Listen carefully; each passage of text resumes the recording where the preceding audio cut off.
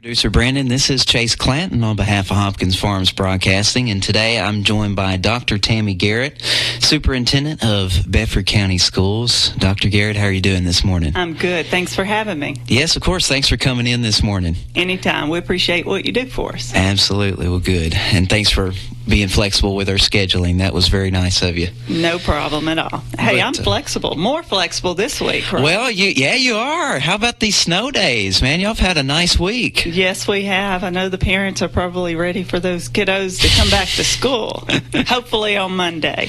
Yeah, so that is the hope there, right? Yes, it is. Okay. It's another cold weekend, though. It's going to be frigid. It is. So hopefully we can get that ice to go away. Yeah, hey, honestly, if you thought this week was cold, get ready for this weekend. You might want to drip your faucets, by the way. Okay, I'll do it. Yeah, that's a PSA for you and everybody listening. But so yeah, how do the snow days work? Like, how many do we get as a school system? We go 30 minutes extra each day to stockpile snow days. So the students, not the teachers. The teachers are, the state law says they go 7.5 hours either way. But our students have 30 minutes extra of instruction every day. So we stockpile snow days. So we have 8 stockpiled snow days that we can use each year. We have 2 other staff development days that we can change into student days if we need to, but right now we just used our 5th out of 8. We do have some other options if we run out of those 8.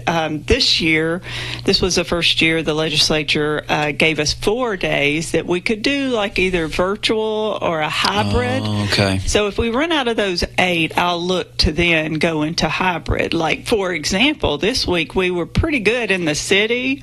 We were good at Cascade. It was Unionville that just kept us from going to school. Further out into the county there, yeah. That part really was icy. Yes. And I could not believe when I came into work, I was like, Shelbyville had hardly anything, and in Unionville we had lots of ice. The roads were covered. So in that situation, if we run out of the 8 days, I could have some going to school and some online. And the law changed on that this past year. This is the first year we can do that, and we've not used those days yet. So we have 4 of those. So we're still in good shape. Okay. Yeah, that's good. You've got snow days to spare. You've got, what were they, staff development days if you had to do that? Yes, we have 2 of those that we could transfer over if we had to. So I cut up with the teachers, though, and I said yesterday, well, if we had to, we could make it up June 2nd. How'd they feel about that? They didn't like that too much. But you remember I'm retiring June the 1st, so I was just cutting up with them, though. I was kidding. You've got a little bit more freedom to have fun these days, don't you? Yes, I do. Oh, my goodness, that's hilarious. Well, people don't realize, this is a very careful decision you have to make. You have to consider all parts of the county. I mean, even though, like you said, those Shelbyville roads could have been fine for a few days now, but what about the folks that are going to school out in Unionville that are still really icy? Yes. Coopertown Road was icy. Let's think, Hickory Hill Road. Sure. A lot of those roads were still icy. And when you have buses are harder to handle. You can't really turn those or stop those on a dime, can you? No, and you have teenage drivers that we have to consider as well. That's true. You also, inexperienced drivers. You have 16 schools that you have to consider all of the ice. I don't know if you're where you live, but at my house, the steps are still icy in Unionville. It is awful. I live in Murfreesboro now, but I'm telling you, and we were just talking about this before the program, it seems like the places where you walk the most is where it kind of melts down and then turns into black ice overnight. It's awful. That's the way we've had to deal with all week. About 3 o'clock, I think, maybe it's melting, and then in the morning, everything that melted is ice again. This morning, Hallsmill had several icy patches. So we've been battling that all week, but hopefully the weekend we can get everything off the road and we can get back in school Monday. Okay. But I'm not worried because we still have 3 days left, plus we have 2 more we could change, plus we have 4 that we could do virtually. So I think we're in good shape because we are at the end of January. If you can make it to the end of January, you have very few week-long events after that. Is that kind of the trend? Yes. Okay.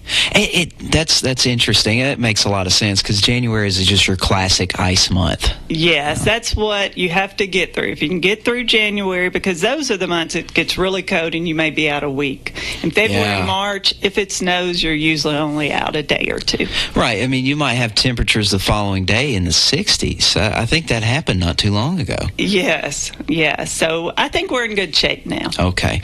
Well, good deal. So that's all about snow days and how they work and kind of how the decision process is done, carried out. Yes. But you were announced recently that you're actually going to be retiring from the school. So after a long career, congratulations. Thank you very much. 30 years. Yes. As a teacher, principal, I worked at central office, spent about 10 years in a classroom, and then about 20 years in administration. Wow. I'm sure you really valued your years as a teacher. It was incredible. There's nothing like seeing the light go off for students and seeing them be successful and teaching them how to be great humans and good citizens later on. And it's an excellent career. I started right after college, so here I am. And I'm ready to retire early. That was always my goal. It's always the plan, as we're talking about. Yes. Yeah. So it sounds like you've got some fun plans for after you retire. I do. I've got the sweet little grandson that's 2 years old. Oh, you get to spoil him now. Yes, I get to spoil him. I enjoy traveling. I enjoy spending time on the lake. And I told someone I'd been on a school schedule since the 1970s. So I'm looking forward to some flexibility. Sure. And, as an educator, your family makes a lot of sacrifices. It's a lot of hours. It's very rewarding, but I've worked a lot of 14, 16-hour days, so I want the flexibility to be there for my kids, and I've got an aging father, and so got a lot of things, and I want to be able to do those things and make sure that I can be there for them when they need me the most. Well, and especially after you've invested in, local communities and especially ours for that amount of time. Yes. I think it's fair to say you could invest in your family. Yeah, well, I appreciate that, and I know they do. So, yes. Being a superintendent is very rewarding, but it is. I tell people it's the hardest job I ever had, harder than a principal or a teacher. I can imagine. Yeah. And it's 24/7 and a lot of pressure when you have that many people every day that you're responsible for their safety. Mm-hmm. I take the job seriously, but 30 years is a long time, and I felt that it was time to pass the baton. Well, and I think you've got a fantastic person to pass the baton to. Absolutely. Mr. Harwell, the board at the last meeting, went with appointing him to replace me on June the 2nd. So I will finish out my contract, which ends June the 1st, will be my last date, and then he will begin June the 2nd. Oh, okay. That's why you're saying June the 2nd. Yes. Oh, my goodness. I get it now. Yeah, you're a little slow this morning. Yeah, I'm a little slow. It's 9:13 for a guitar player. It's a little weird. I gotcha. I think we made producer Brandon fall over in there. We might have to check on it. But no, Mr. Harwell is. Talking as myself, just personally, Mr. Harwell was my principal when I was in 4th and 5th grade. At Thomas Magnet, right when it just opened, and he's the guy that handed me my diploma when I graduated from SCHS in 2018. So we're very well acquainted, and I look forward to working with him in the coming days. He is a smart guy. He also has a strong work ethic, and he's a good character. And we have really worked hard to make sure we trained him to be able to take over my job as the leader. I think you're second in command. It's your duty. I would have failed you guys if I had not trained someone to take over. So, Sure. I've given him many opportunities to learn the job, and I know he will do a great job. Yeah, absolutely. Well, that's great. What does that transition look like in your position? Well, we will. I will be here to June the 1st, and I will work hard until June the 1st. I will not coast out. That's not my personality. No senioritis? No, not at all.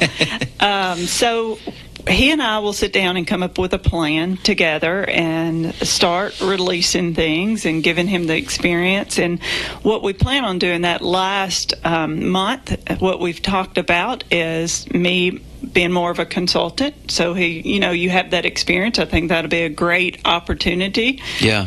I didn't have that when I started. So, okay. I was like, you came in and learned as you went. I came in and learned as I went. So I think that'll be a good opportunity, and that's what we plan to do. Okay. I will be there during the budget process, which we have already started, and usually we vote with the board in May on that and take it to the commission after that. Mm-hmm. And so I will be here for that and guide him through and be here to help him do as much of that process. It's a big process when you have a $92 million budget. So that's something to be watchful over, isn't it? It is. So I'll help him through that. Well, I'm learning this morning that this isn't really a black and white, cut and dry process. You kind of have to phase yourself out and be available. That's the best route. Sometimes people just up and leave, and it's not good for your employees. And I was glad the board voted last time to go ahead and appoint Mr. Harwell. I think that relieves some nerves of our employees and staff to know the direction, and it also gives the board and all the employees the time to transition. And I know the chairman told me he really appreciated that aspect of it, and I thought that I owed them that. They've been really good to me. This community's been great to me, and I want to see it succeed because my grandson lives here and he will be a student in soon enough years. Yes. You got to make sure everything's all prepared for him, right? Yes. Well, that's fantastic, and congratulations again on your retirement, and thank you for continuing your service in such a way as being willing to be present and available to help. I will. I will always be here. You never know. A lot of folks have said, hey, will you run for office? I'm not a politician, but I understand. If I get bored, and maybe I can work on those skills. But I'll be here for committees or whatever I can do to give back to my community. I want to always do that. The service continues, doesn't it? Yes, I enjoy that. Oh, very good. Folks, we're going to take a 1-minute break here on Gov Talk. We'll be right back with Superintendent of Bedford County Schools, Dr. Tammy Garrett, after this. Kincaid's is proud to offer Beauty Rest Black to our customers. Beauty Rest Black represents a leap forward in bedding with sleep climate technology keeping you cool, and triple-stranded pocketed coils to give you luxurious support all night long. Wake up refreshed and ready to take on the day with a new Beauty Rest Black mattress from Kincaid Service Company, 400 Madison Street, Shelbyville, across from the Speedway gas station, 931-684-5662. When's the last time you've seen the eye doctor? Don't wait. Whether it's little Carter's first pair of glasses or keeping a good eye on your vision health as you age, your eyes are a precious thing. See personalized care for the whole family and friendly faces at Dr. Hasty Family Eye Care on 605 North Main in Shelbyville, across from the U.S. Post Office. Striving to bring you excellence in optometry every single day. Don't put your family's vision off. Make an appointment today at 931-684-2020. Personalized eye care for the whole family at Dr. Hasty Family Eye Care. Again, this is Chase Clanton on Hopkins Farms Broadcasting. Again, today talking with Superintendent of Bedford County Schools, Dr. Tammy Garrett. Again, thanks for coming in this morning. I appreciate you having me. Yeah, absolutely. And we're talking about how the service continues. It's not just cut and dry. It's not like you just cut off all contact or something. I really appreciate your willingness to serve and continue to be available for the transition period. I think that's great. Hey, anytime and anyone needs me, let me know. Good deal. So it is budget season at Bedford County Schools. What does that look like this time of year? Oh, that is big. We have about a $92 million budget. Say that again. My goodness. $92 million. Okay. Most of that comes from the state. If you think about what the state and federal gives, it's about 7% is federal. About 86% of our budget is state money, and then the rest is local money. So, but we have to make sure that we spend that wisely. One of the big things, our first goal and task this year will be to get to $50,000 as the minimum for teacher salary. Oh, that's great. That is in law. So this is last year to be able to do that. So we still have about 4.02, I believe, to get there. So just a touch over 4% raise to get our teachers to that minimum 0 years experience, $50,000. Wow. So we have to do that. That's mandated by law. So we have to make sure that we have the money in order to do that. Okay. Yeah, I think that's very respectable. $50,000 sounds like a great starting number for a teacher. Yeah, so I hope that the state continues to put teacher salary as a priority. So we'll be able to get there this year. But with that, we also want to be able to get our classified folks that same raise. So that'll be our goal, to be able to do that, because you have to have those folks as well. And we have as many of those as we have teachers, if you think about employees. Well, tell us what a classified position is in the school system. The classified positions would be cafeteria, custodial, maintenance, bus drivers, any of our educational assistants, secretaries, those kinds of positions. Tech staff, communication, stuff like that, probably. Yes. Don't forget those folks. I've got some friends in those departments. I'll tell them you putting in a good plug for them to get a raise. There you go. Oh, yeah, that's it. Shout out to Javier. Anyways. Then our certified are our teachers, our principals, anyone that holds a professional license, like school psychologists, those occupational therapists, those kinds of folks. Okay. So the classified position isn't necessarily everything but teachers. Correct. I feel like that's a mistake that I had in my mind. Just oversimplified that, but that's not correct. Social workers have to have a license in our school system. Anyone that has that certification that requires a license to be in your role. Okay. So it's so people that require a license. Yeah, speech language therapists, those kinds of folks. All of those are certified. Okay.